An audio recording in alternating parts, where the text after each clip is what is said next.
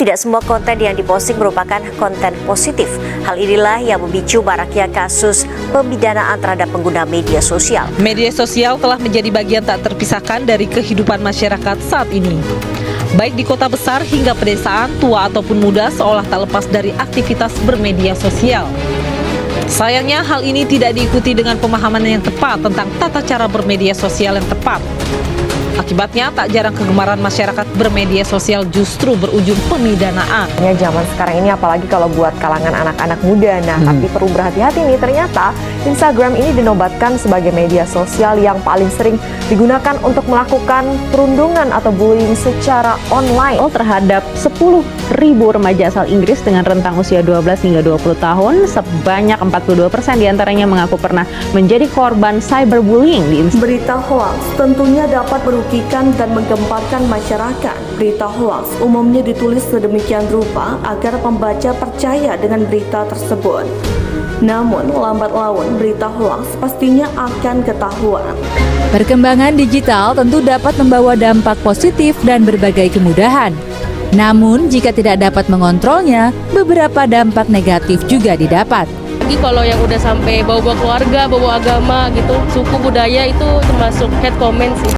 Di era digital ini, semua orang bebas berbicara. Tapi, apakah kita sudah bertanggung jawab sebagai warga negara?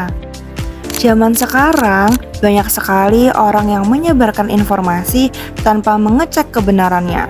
Hal ini dapat merugikan orang lain dan bisa memecah persatuan loh.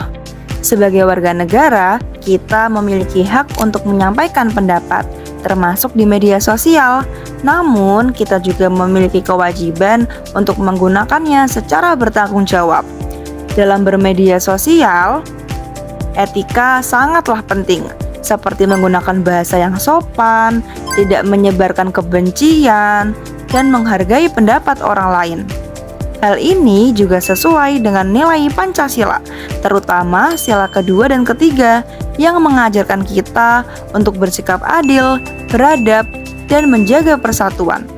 Jika media sosial digunakan secara tidak bijak, dapat menimbulkan konflik dan perpecahan.